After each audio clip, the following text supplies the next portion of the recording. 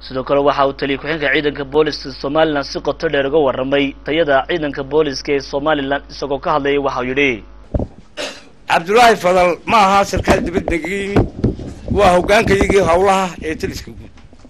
sarkaal aad u qiimo badan sarkaal ciidanka ku soo dhex jiray muddo badan sarkaal aqoon badan oo ciidanka u yahay waxa kale oo iyaguna ka hadlay munaasabadaasi wasiirka wasaaradda arrimaha gudaha Soomaaliland wasiirka wasaaradda diinta iyo qaafta Soomaaliland ayaa sheegay in taliyaha ciidanka booliska Soomaaliland ay ugu duceynayeen inuu fududeeyo xilkaasi iyagoo ugu baaqay dhammaanba ciidanka booliska iyo shacbiga Soomaaliland inay garab istaagaan sidii ula shaqeyn lahaayeen taliyaha ciidanka booliska Soomaaliland wasiirka arrimaha gudaha Soomaaliland sidoo kale waxa hay'adda UNDP ugu baaqay inay fuliso ballanqaadka ay u ballanqaaday ciidanka booliska Soomaaliland inay tayeen doonto hay'adda UNDP waxay nagala raagtay dirayski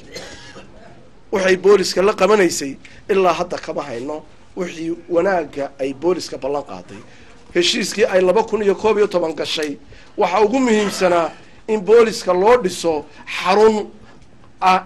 tii laga maamulayo booliska oo xaruntan gabowday aynu ka guuro may dhisin hay'adda UNDP sidoo kale waxay ballan qaaday in dirayska ciidanka dhammaan laga bedelo labadii midna kama hayno ilaa hadda heshiiskii 2012 aanu gali lahayn wuxuu u xayiran yahay maxaa kuwii sanadkii hore u qaban weyday waxaanu cid walba kula xisaabtamaynaa inaanay xaaladeenu feeg noqono qof waliba qarankan aanu sidoo doono uga faa'iideysan UNDP waxaan ka codsanaynaa inay soo